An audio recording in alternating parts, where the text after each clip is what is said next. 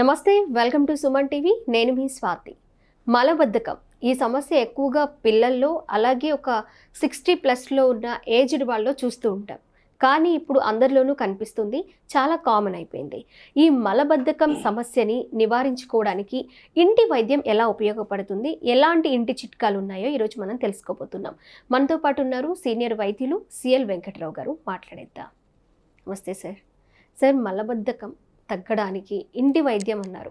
చాలామంది సఫర్ అయిపోతూ ఉంటారు. మార్నింగ్ కొన్ని ఆహారం అంటే కొంతమంది అరటిపండు తినాలి, రసం తినాలి ఇలా అని పెట్టుకుంటూ ఉంటారు. పిల్లల్లో పెద్దవాళ్ళలో కూడా ఈ సమస్య చాలా కామన్ అయిపోయింది. ఎలా తగ్గించుకోవచ్చు అంటారు సార్? మలబద్ధకం అనేది దీర్ఘకాలికంగా ఉంటేనే అది మలబద్ధకం. ఏదో ఒక రోజు 2 రోజులు అవనంత మాత్రాన్ని మలబద్ధకం అనకూడదు. ఇది పిల్లల్లో ఉండొచ్చు, యుక్త వయసులో ఉండొచ్చు, ఓకే, వృద్ధులకు సహజ సిద్ధంగా వృద్ధులకు కూడా ఉంటుంది. ఎవరైతే మంచినీళ్ళు తక్కువ తాగుతారో వాళ్ళకి మలబద్ధకం ఉంటుంది. కొంతమంది శాస్త్రోక్తంగా టిఫిన్ చేసేటప్పుడు మంచినీళ్ళు తాగుతారు, మధ్యాహ్నం భోజనం అప్పుడు తాగుతారు, మళ్ళీ రాత్రి భోజనం అప్పుడు తాగుతారు, మధ్యలో నీళ్ళు తాగరు. అలాంటి వాళ్ళకి ఈ మలబద్ధకం ఉంటుంది. ఎందుకంటే మలము ఏర్పడాలంటే, మలము సక్రమంగా బయటికి రావాలంటే మనం తగు మోతాదులో మంచినీరు తాగాలి. అది కూడా రోజుకి 3 నుంచి 5 లీటర్ల నీళ్లు తాగాలి.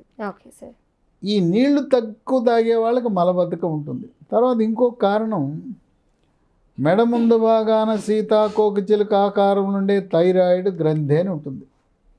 దాని నుంచి థైరాక్సిన్ అనే హార్మోన్ ఉత్పత్తి అవుతుంది. ఈ హార్మోన్ ఉత్పత్తి అవ్వడానికి ముడి సరుకు అయోడిన్. మన ఇంట్లో టేబుల్ సాల్ట్ మెత్తటి ఉప్పులో తప్పనిసరిగా అయోడిన్ ఉండాలి. కొన్ని కంపెనీలు అయోడిన్ ఉందని రాస్తారు, నిజంగా అయోడిన్ ఉండదు. కనుక Tata iodized salt, Annapurna iodized salt లాంటి నమ్మకమైన కంపెనీలు తయారు చేసిన ఉప్పు, మెత్తటి ఉప్పు వాడితే థైరాయిడ్ సమస్య రాదు. రక్తంలో T3, T4, TSH అనే రక్త పరీక్ష చేసినప్పుడు T3, T4 తగ్గినా, TSH పెరిగినా థైరాయిడ్ లోపాన్ని గమనించి థైరాయిడ్ టాబ్లెట్లు వాడితే మలబద్ధకం పోతుంది. కనుక మలబద్ధకానికి థైరాయిడ్కి అవినాభావ సంబంధం ఉంది. డాక్టర్ చెప్పినా చెప్పకపోయినా మీకు మలబద్ధకం ఉంటే మీ అంతరకు మీరే ల్యాబొరేటరీకి వెళ్ళి థైరాయిడ్ రక్త పరీక్ష చేయండి. లాంఛనంగా డాక్టర్ ప్రిస్క్రిప్షన్ అవసరం లేదు. మీరు సెల్ఫ్ అని రాసి మీరే చేయించుకోండి. పక్కనే రీడింగ్ కూడా రాసి ఉంటుంది. నార్మల్ ఎంత, మీది ఎంత రీడింగ్ ఉంది, నార్మల్ ఎంత అని పక్కనే ఉంటుంది. థైరాయిడ్ లోపం ఉన్నప్పుడు ఎండోక్రైనాలజీ సూపర్ స్పెషలిస్ట్ దగ్గరికి వెళ్ళి థైరాయిడ్ ట్యాబ్లెట్లు ప్రారంభిస్తే మలబద్ధకం ఆటోమేటిక్గా తగ్గిపోతుంది. ఇంకోటి ఏంటంటే, కొన్ని రకాల మందుల ప్రభావం వల్ల కూడా మలబద్ధకం ఉంటుంది. ఐరన్ ట్యాబ్లెట్లు మింగుతుంటారు. గర్భవతులు, బాలింతలకి ప్రభుత్వం వారే ఐరన్, ఫోలిక్ యాసిడ్ సరఫరా చేస్తుంటారు. ఐరన్ వాడుతున్న వాళ్ళకి మలబద్ధకం రావటం సహజమే. అట్లాగే అమెరికా నుంచి ఈ మధ్యకాలంలో కొడుకులు, కూతుళ్ళు, కోడళ్ళు, అల్లుళ్ళు, మనవళ్ళు, మనవరాళ్ళు చాలా ప్రేమగా డబ్బాలో పంపించేస్తున్నారు కాల్షియం ట్యాబ్లెట్లు, మల్టీవిటమిన్ ట్యాబ్లెట్లు. ఎంతో ప్రేమగా అమెరికా నుంచి డబ్బా అని చెప్పి ఇక్కడ కూర్చుని ట్యాబ్లెట్లు మిగుతున్నారు. అవసరం ఉన్నా లేకపోయినా ట్యాబ్లెట్లు వేసేసుకుంటున్నారు. Vitamin D, calcium. ఈ కాల్షియం ట్యాబ్లెట్లు అధికంగా వాడేవారికి మలబద్ధకం వస్తుంది. కనుక ఐరన్, కాల్షియం రెండు కూడా మలబద్ధకాన్ని కలుగజేస్తాయి. ఇక తర్వాత షుగర్ వ్యాధి. 5 ఏళ్ళు దాటి షుగర్ వ్యాధి ఉంటే పెద్ద పేగుకు సరఫరా చేసే నరాల బలహీనత వల్ల పెద్ద పేగులో కదలికలు తగ్గిపోయి మలబద్ధకం వస్తుంది. కనుక షుగర్ ఉన్న వాళ్ళకి మలబద్ధకం ఉండటం అనేది సహజ సిద్ధమని గమనించాలి. ఇదే కాకుండా మరొకటి ఉంది కారణం. దాన్ని ఇరిటబుల్ బవల్ సిండ్రోమ్ అంటారు.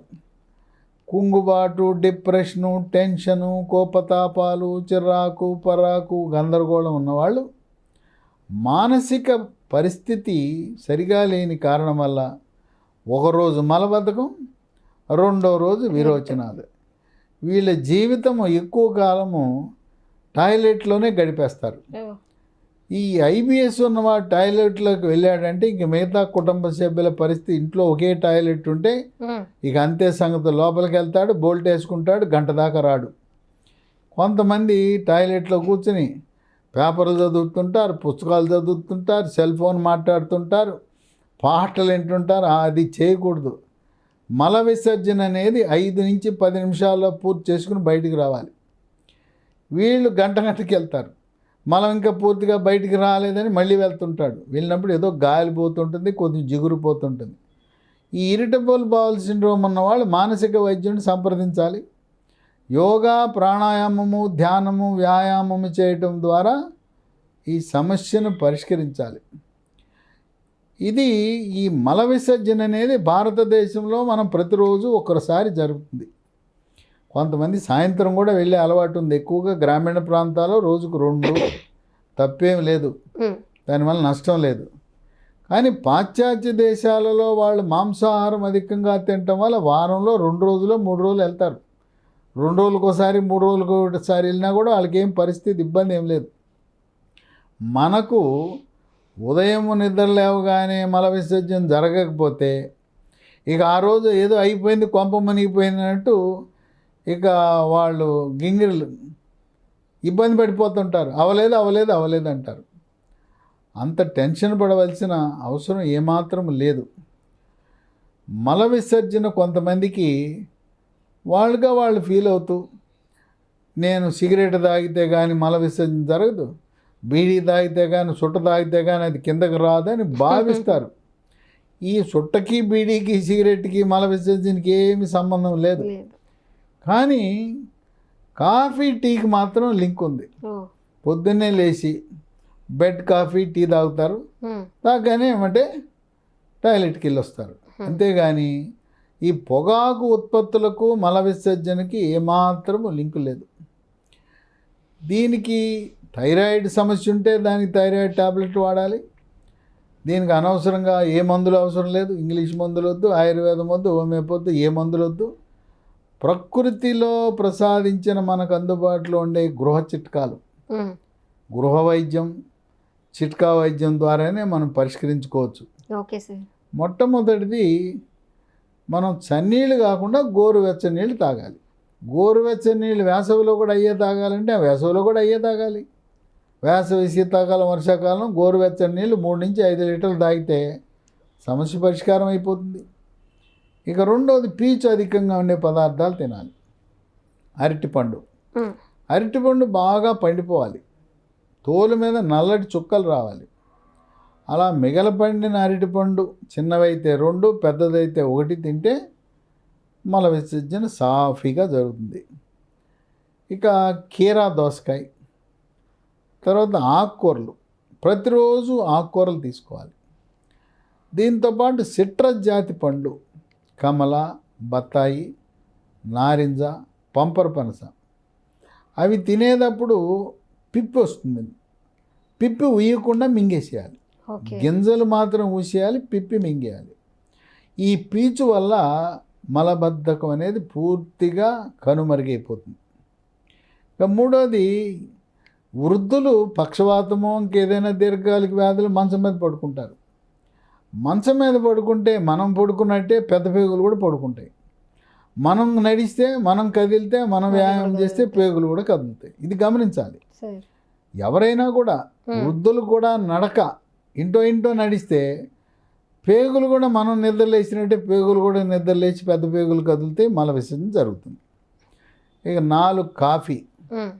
పొద్దున్నే ఒక కాఫీ.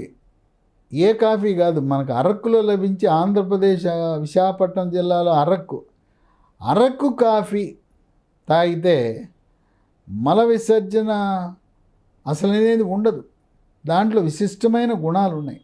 ఇక 5, సెన్న ఆకులు.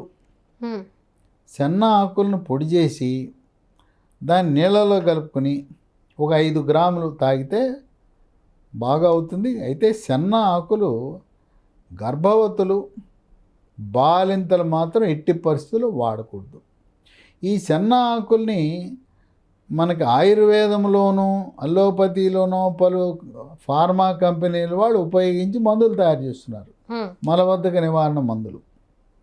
ఇక 6, మనకు జీర్ణకోశంలో పనికి వచ్చే మంచి బ్యాక్టీరియా, గుడ్ బ్యాక్టీరియాని మనం బాగా పెంచాలి.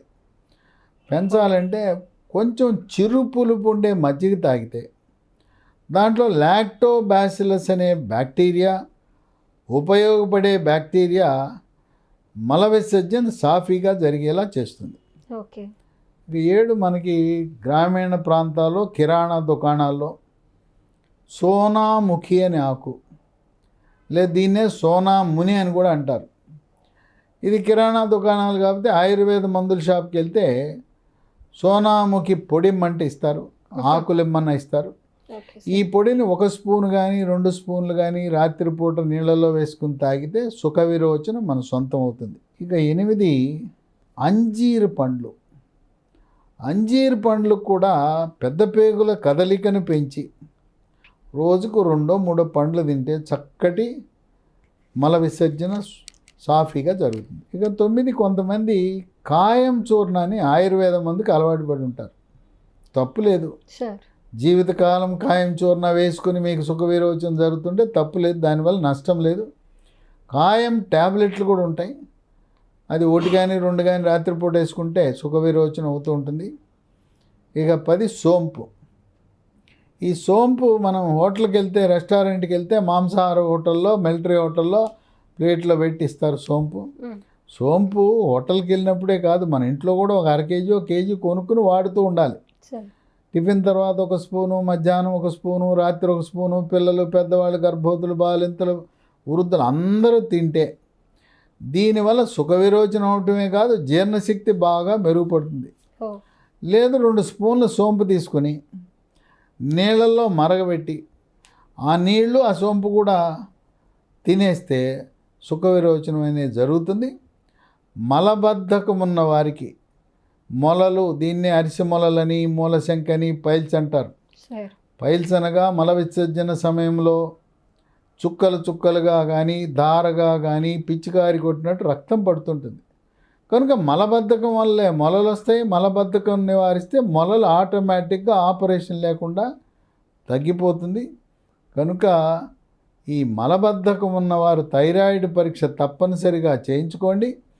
గృహ వైద్యము ద్వారానే పరిష్కారం అన్వేషించండి.